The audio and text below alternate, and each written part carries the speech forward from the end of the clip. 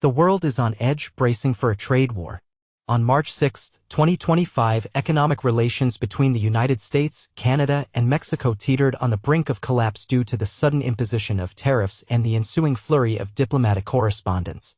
On March 4, 2025, the U.S. president, citing insufficient efforts to combat fentanyl proliferation, imposed a 25% tariff on imports from Canada and Mexico. Canada's energy sector was also hit, facing a 10% tariff on oil and natural gas exports. Canada responded swiftly, announcing 25% tariffs on $30 billion worth of American goods, with plans to expand these measures to $125 billion in the coming weeks. The Canadian Prime Minister condemned the U.S. actions, emphasizing that the retaliatory measures would remain in place until the American tariffs were lifted. Furthermore, Canada has sought consultations with the World Trade Organization, WTO, regarding these tariffs, which it deems unjustified. Tariffs were introduced as part of the settlement of trade disputes in the World Trade Organization, WTO. Following negotiations between President Trump and Mexican President Claudia Sheinbaum, the United States announced a one-month postponement of the 25% tariffs on most imports from Mexico until April 2. This move acknowledged Mexico's efforts to combat illegal immigration and drug trafficking, particularly regarding fentanyl. President Sheinbaum expressed gratitude for the cooperation and emphasized that work to address migration and security issues would continue. Meanwhile, the issue of tariffs on Canada remains unresolved. In response to President Donald Trump's actions, Canada is preparing retaliatory measures.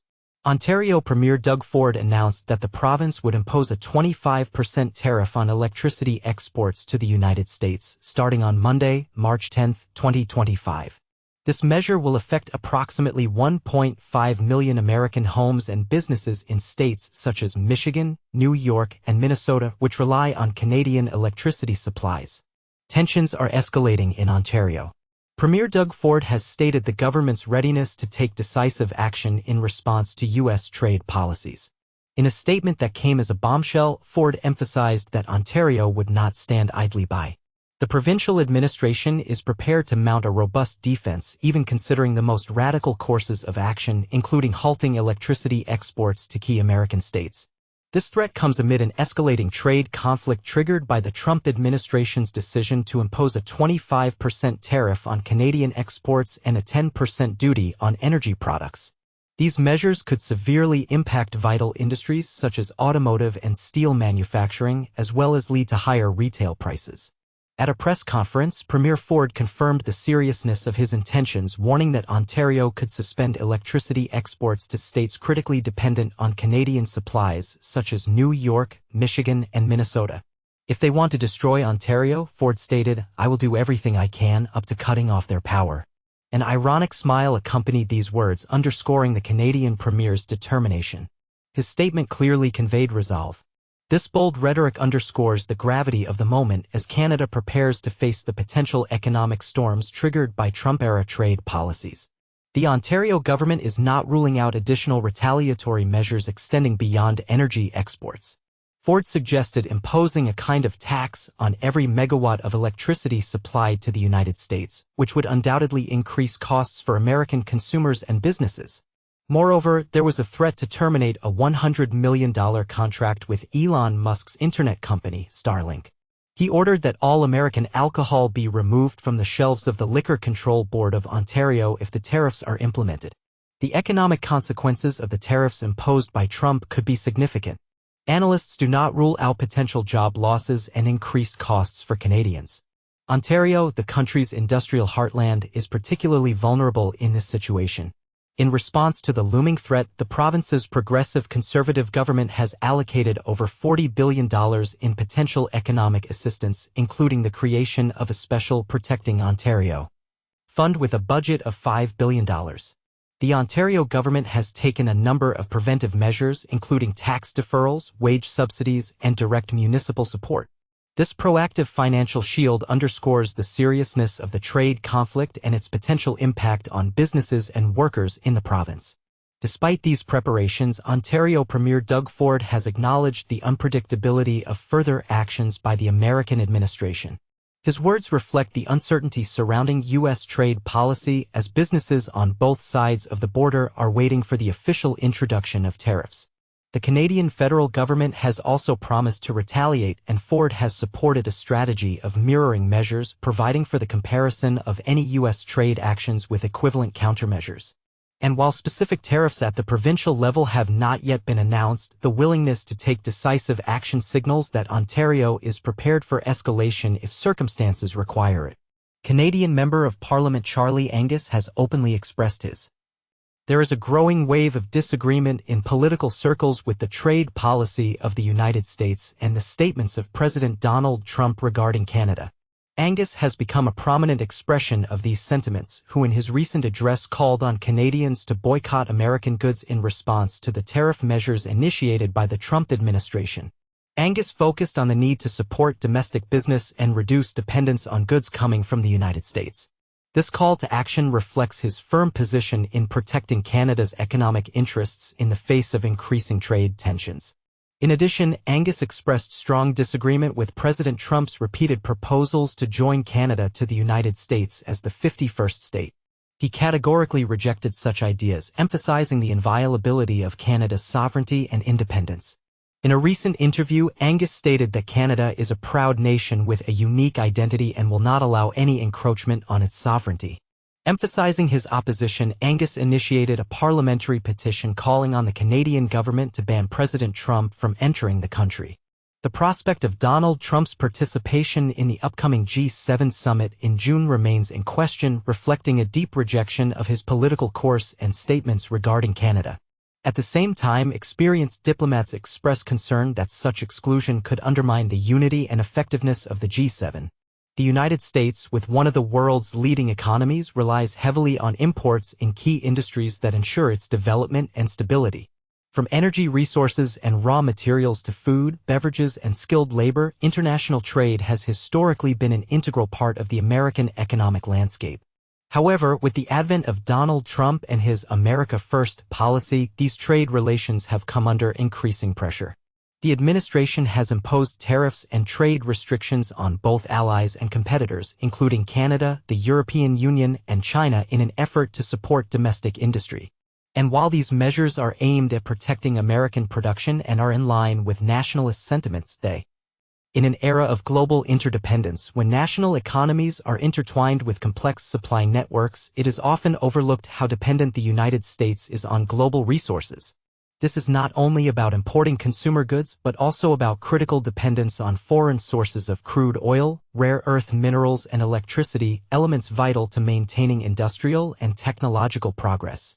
Moreover, international cooperation and exchange of experience play an indispensable role in maintaining the country's leadership in innovation and scientific research.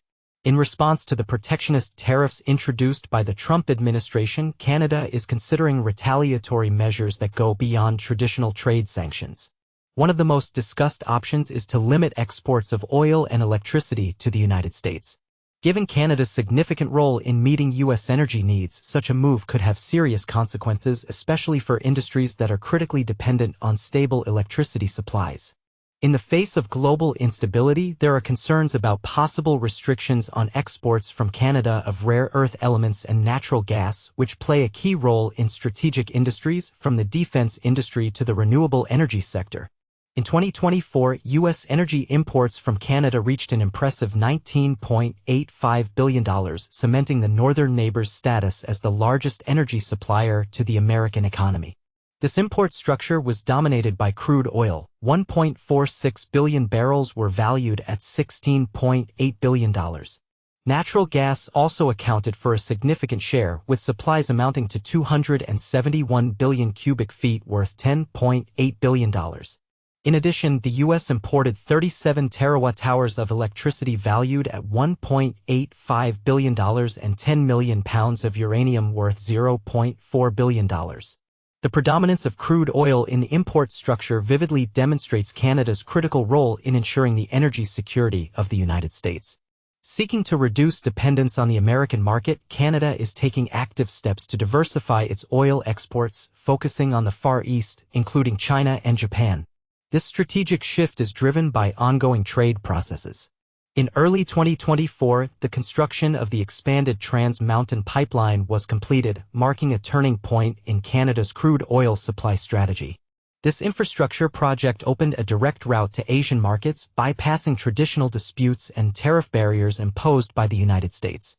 Trans Mountain connects the oil-rich province of Alberta to the Pacific coast, enabling exports to countries such as China, Japan, and South Korea.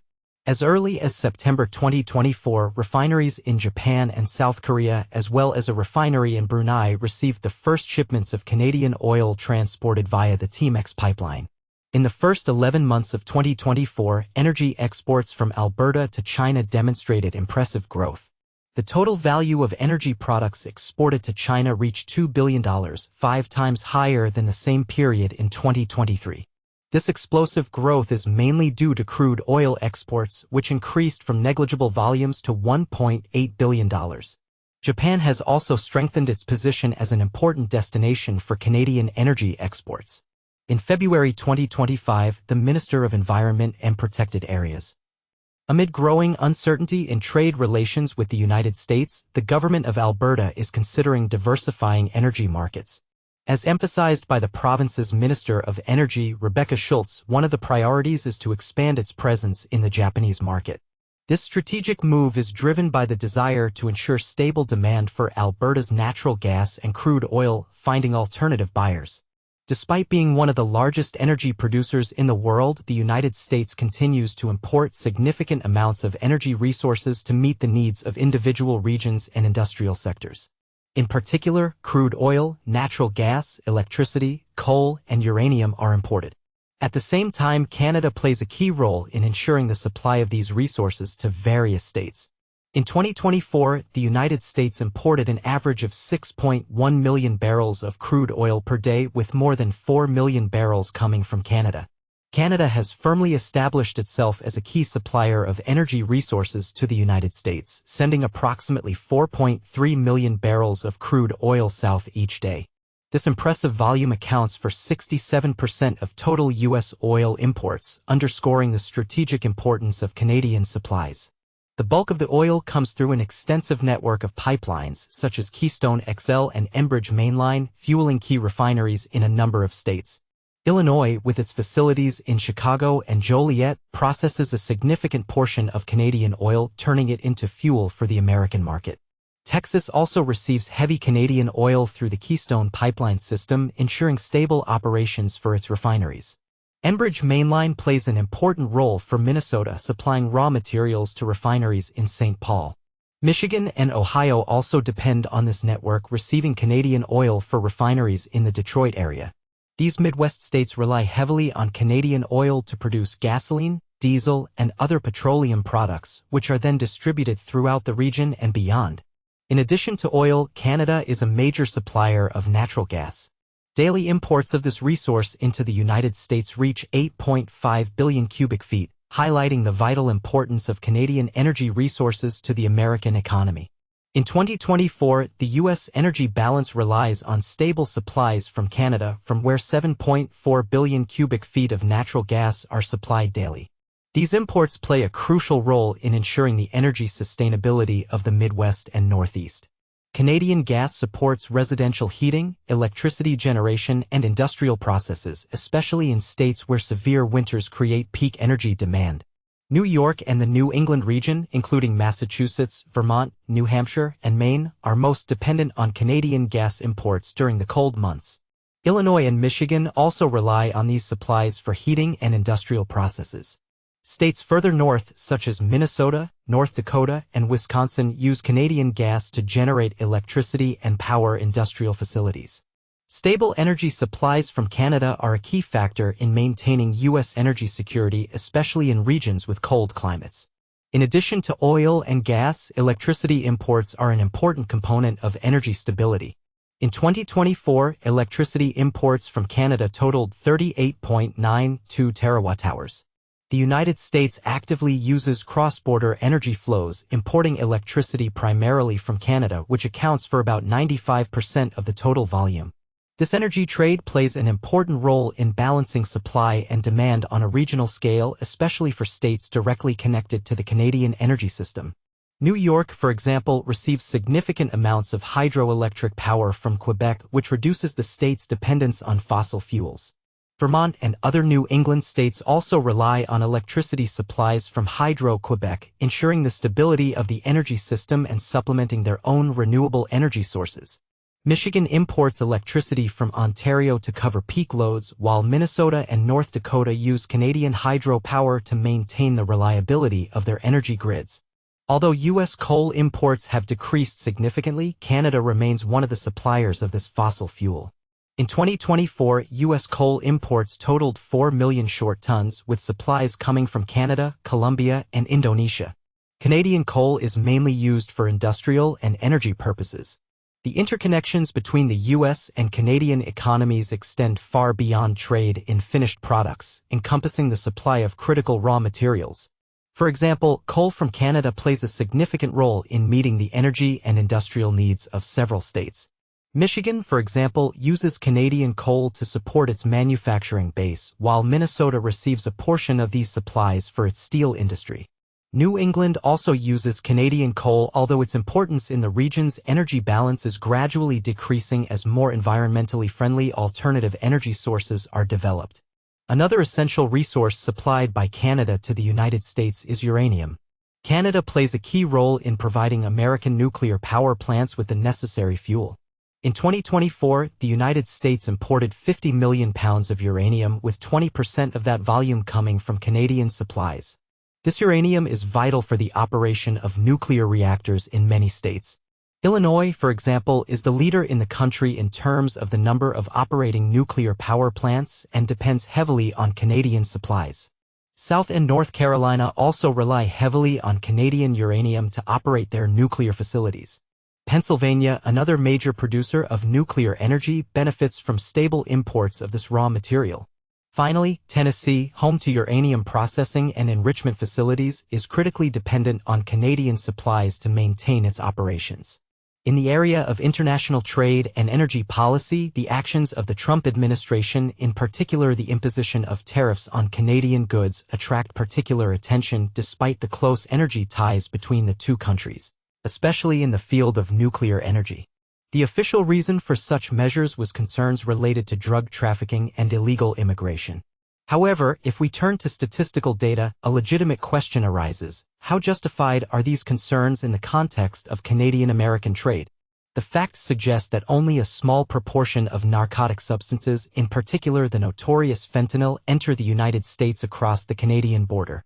In other words, there is a clear discrepancy between the stated reasons and the real situation, which inevitably suggests hidden motives underlying the administration's trade policy. The Trump administration, seeking to justify its actions, focused on the need to curb illegal immigration and drug trafficking, especially with regard to fentanyl.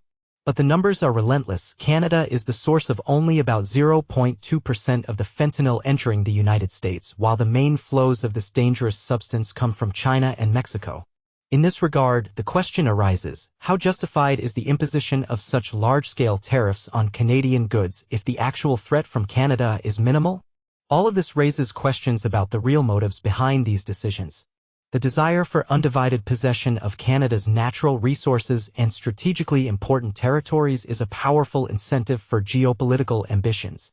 Canada, like an inexhaustible treasure trove, holds vast reserves of minerals, oil, and natural gas, which are vital to the United States economy. Moreover, Canada's unique geographical location opens up strategic horizons in the Arctic region, which is increasingly attracting the attention of world powers due to its untouched resources and new sea routes emerging from melting glaciers. Annexing Canada could provide the United States with unlimited access and complete control over these assets, which is consistent with their expansionist aspirations. National security issues also play an important role. By incorporating Canada, the United States could eliminate the northern border, which would greatly simplify defense logistics and allow for the creation of a unified, impregnable position in North America. This perspective is reflected in historical doctrines emphasizing the importance of continental security and may well be driving the current administration's annexationist rhetoric. Domestic political factors can turn the threat of annexation into a powerful tool for uniting the nation around nationalistic ideals, especially in the context of electoral strategies in the United States. By taking an uncompromising stance on trade and border security, political leaders seek to strengthen their position, divert public attention from domestic turmoil, and create an image of a decisive player on the world stage. It is likely that such statements about annexation are a tough negotiating tactic aimed at pressuring Canada to make concessions in trade and other aspects of bilateral relations. By proposing such radical measures, the administration is trying to create leverage, forcing the Canadian side to negotiate on less favorable terms. According to analysts, such trade maneuvers may be part of a larger strategic game. Some experts believe that tariff policy is an element of a comprehensive plan designed to push Canada towards closer integration of its economic end. Analysts draw attention to the geopolitical interests linking the country to the United States. This is confirmed by statements attributed to President Trump about the possibility of Canada joining the United States as a new state, linking this to issues of trade tariffs. Share your opinion on this issue in the comments. Thank you for watching this video. Your attention and interest in the content are very important. If the topics touched upon resonate, we invite you to express your support by liking the video and subscribing to the channel to stay updated on new publications. Another video from the channel that may interest you is available on the screen.